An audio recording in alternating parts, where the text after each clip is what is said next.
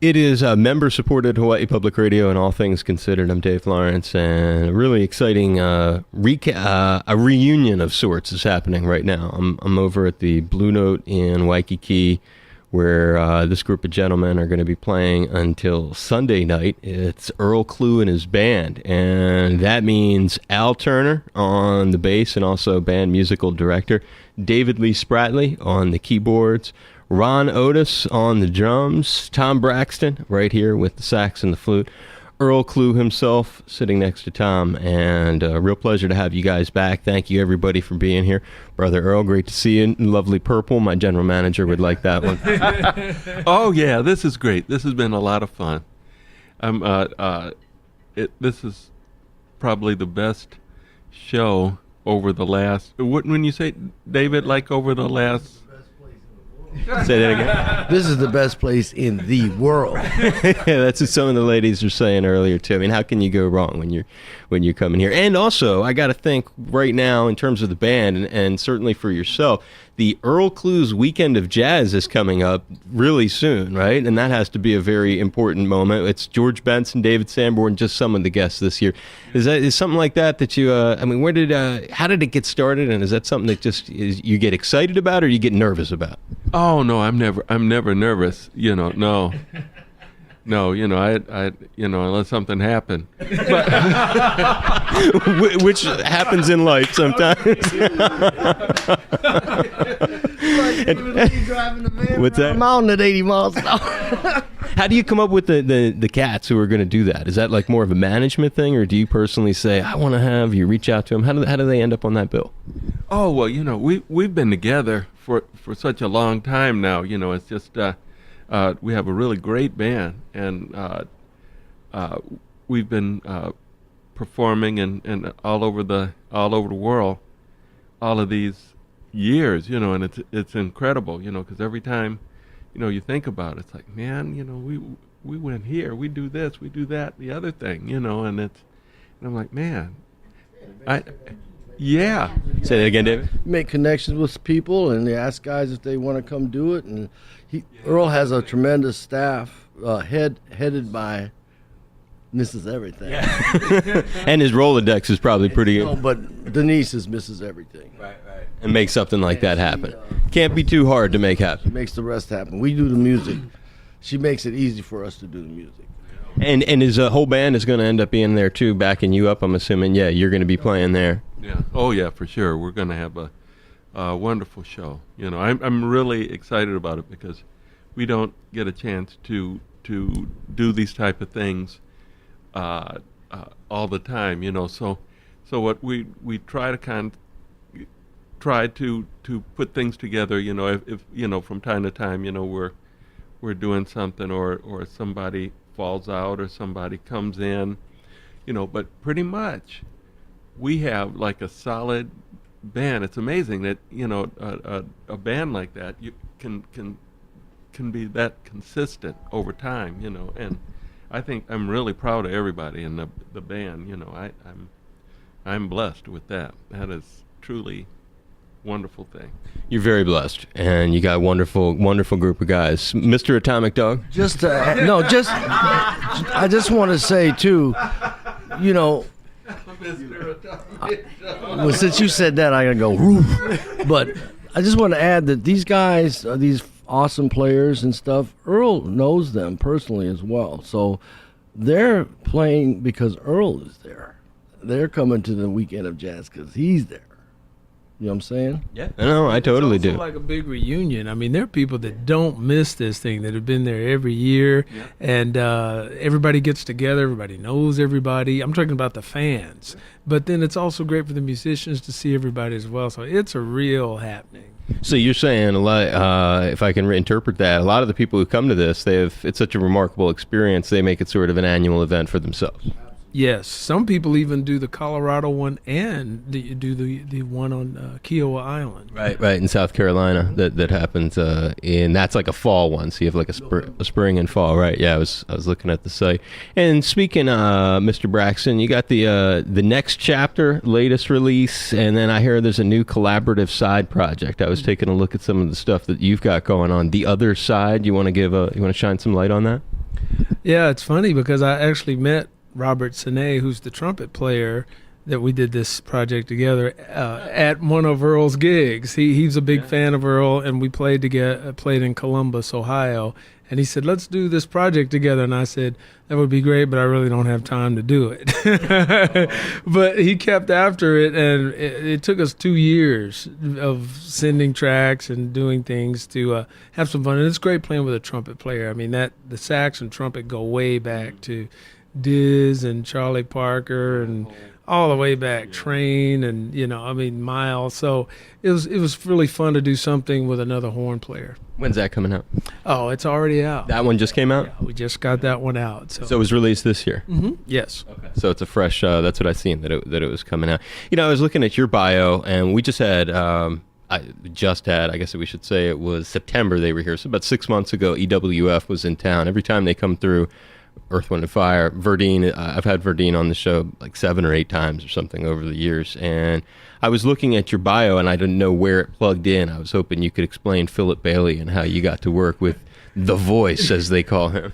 That was interesting. It was something that myself and Kirk Whalum and Philip Bailey did in Houston years ago. We just did this show. It was a big benefit, and we did some of my music, did some of Kirk Whalum's music, and Philip Bailey, and I kept pinching myself because I've been an Earth, Wind & Fire fan for centuries, and so he was amazing, really was, just to stand next to him and hear that tone and hear all that he can do. So it was a great experience. And he still got that sound too, man. He's just a guy is a absolute cannon when he steps up to the plate.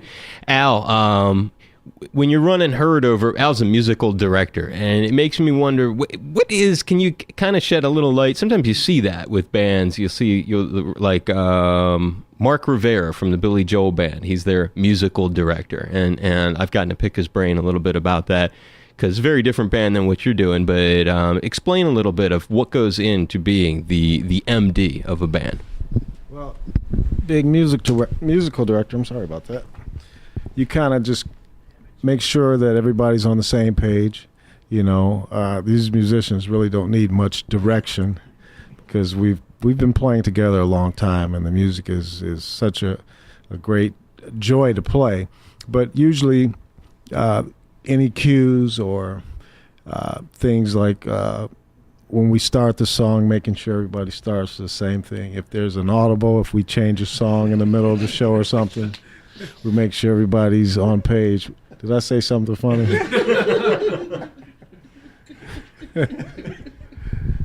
But it's very easy when you're working with great musicians.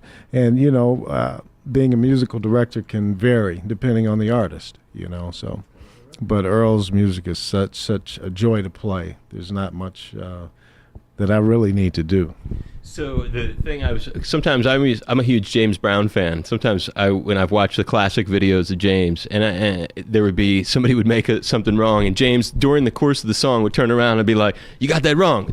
You're fined." He would like fine people. $25. What's that? $25. Fred Wesley told me this. He used to play with the Horny Horns, and so did Bootsy. He played bass with James. Right? They always were so afraid that James was going to look at them, because if he looked at you, it's going to cost you money. Right. Later on, after the show, boy, you're going to hear about it. And you're MD beyond this. Explain a little bit about your other MD gig, which I understand is an ongoing role. I also am the musical director for an artist by the name of Kim. He's an R&B singer. And it's a little different in his situation. We have background singers, a much bigger band, and his requirements are slightly different because he's a vocalist. And that role can be a little challenging at times. But again, we have a great band. Ron is the drummer in that band, which makes it a lot easier for me because I don't have to really think about what's happening in the drum chair. But usually you make sure everybody's on the same page on the stage. We put together rehearsals, song list, things of those nature. If that, it varies from artist to artist, Right. how much responsibility you have as the MD, and how much you have to ride herd over just kind of like ride through the gig. That makes sense. And also, and a few of you cats have had the experience of working with her, but I see Aretha's name mentioned in your thing, and this is I've seen her a few times, but once was at Madison Square Garden at the Rock Hall 25 shows, which was incredible. She had all these different special guests. When did you get to work with Aretha? Share us a little bit of like a up close and personal Aretha. Okay. My experience with Aretha was in the recording studio. I never performed with her live for a reason, but I've played on several Aretha Franklin records. One of her sons was my best friend in elementary school. She lived a few blocks away when I was growing up in Detroit. So I've known her for many years. And when I had the opportunity to record with her, it was very special, But she's the queen of soul for a reason, Ron has played on her records and he's performed with her live, so he can tell you a little bit about Aretha in a live situation. And what is share some of that with us, because certainly that would probably be how a lot of people, not everybody is as privileged as Al to actually been in the studio working with her, and most people who are listening probably if they have any connection to Aretha, it's either listening to the music, but it's seeing her live. Explain a little bit about getting to play with her live on stage, and maybe start by saying, how'd you get the gig? Well, to be honest with you, I think I got that gig was through doing some session work with her, with Al, and I had this one funny story that's real funny. Gloria Estefan, husband, we in the middle of the show, and her husband comes up on the drums and is like whacking on the cymbals. So Aretha's playing piano, and she's looking at me. I said, what do you want me to do? She's looking at me, and when he gets off, he falls off the drum riser. So that was that story to me. It's funny, man. But how I got started with is definitely in the studio, and she is a true diva. So, but it's still an honor to work with a legend such as Earl Klugh himself. This guy has given me a tremendous start in my career, so I appreciate it, and also this guy too. So it's been almost 30 years of working. So Most of your life. Yeah, exactly. Now, you guys have a very family-oriented thing, and I know what you mean. Some artists, sometimes with a level of success, even though they're really still good, they can become a handful to deal with, and I totally, just from, as you can imagine, right? Is that a good way to describe it? More than a handful. I would say yes to that. A truckload of issues, but yeah, that's something that kind of comes with the territory, I guess you would say. And Stay in Your Lane, out this year, second album. Why don't you give a plug for that? Yeah, it's my second record, and I'm proud of it. But it says "Stay in Your Lane." Is that from driving in L.A. or something, or where does that title come from? Well, it was a fun title, and I just said, okay, I'll just stick with it and just And a little free PR. right. So yeah, I have Alice on it, and I couldn't get Earl this time, but hopefully the next one. Who's your favorite rock drummer? Ooh, You can name 2 or 3 if you have. I actually like Chad Weckham from the Red Hot Chili Peppers. No, he's a monster. Yeah, and Chad Smith. Chad Smith, right. And also, I like Tommy Lee was good. I like Tommy Lee. He was solid. It's a guy is underrated because it's such a showy kind of band, but it's when you go back to the earliest Motley Crue records and you hear like the Shout at the Devil record, some of those little licks that he was throwing in, they're simple, but they're just so tasty, little tiny moves. I agree. And people are probably surprised I listened to some of that stuff, but I did. Well, it adds a lot of diversity into one's playing, so it's and speaking of diversity, Where's the wine? what's that? Where's the wine? Over at the table, my brother. You got something in that glass there. But one of the things that Ron has a very funky sound. I was listening to some of your stuff online, and when you think about David, you're gotten to work with besides we were talking about JB, the parallel, the other half of that nut, if you will, would be George. There's just no question about that. And you got to not only work with him, but you helped to develop one of his signature songs. And we were joking about Atomic Dog earlier, but it's from the later period of his output of original songs, but it was one that got on the radio. It's an enduring one for going to see him. I haven't seen him in a long time, but he used to. That was a signature part of the show. Talk about first getting together with George, how you got the gig, and also developing that in what has become the kind of song that will last forever. It's timeless. Yeah, that's for sure. It was all luck. It was all luck. I got a call from Greg Riley at the Super Disc Studio in East Detroit. And who is he? He's an engineer, part owner of the studio, and I was doing piano sessions, mostly like country and western stuff like that, right? And he called me, he says, "Hey Dave, I got a session for you. If you can get over here tonight, because the guy that's supposed to do it missed his flight or something." So I said, "Sure, whatever. How much did it pay?" It'll pay good. So I went, and I couldn't believe when I met the producer. His name was Donnie Sterling, and he's wearing Funkadelic gear. Okay, I mean, he has the full dreadlocks. He's got Star Spangled shirts on, blousy pants, slippers with toes curled up, and all kinds of stuff hanging off of me. He says, "Hey, I'm Donnie. I'm the producer, and we need some keyboards on this track." And I said, "Well, can I hear it? What do you want?" He said, "Well, just let me know what you think." So I walked out to the piano, and the music came on, and I was amazed. So it comes through monitors or headphones? My headphones. And I had never, ever really played any funk before. And I heard the music, and it just hit a nerve in me. So I played a piano part. I said, "This is kind of like what you want." He said, don't stop, just do it, right? So after a few more overdubs and stuff, he pays me in cash, and he says, "Thanks a lot, we're going to call you back." And I said, "That's great." So and you still don't know who it's for yet? I don't know who it's for. I don't even know the name of the band. I think it's this guy, So the next day I get this phone call, and it's George. And I couldn't understand a word he said. He said, I said, "Who's this?" "It's Joe Clinton." I said, "Who?" "Joe Clinton." I said, "Oh. No, I think you might have the wrong number." And he says, "No," he says, "you played on my song last night." I said, "Oh, that was your song? Oh, okay, I want to meet you." So I said, "Okay, fine."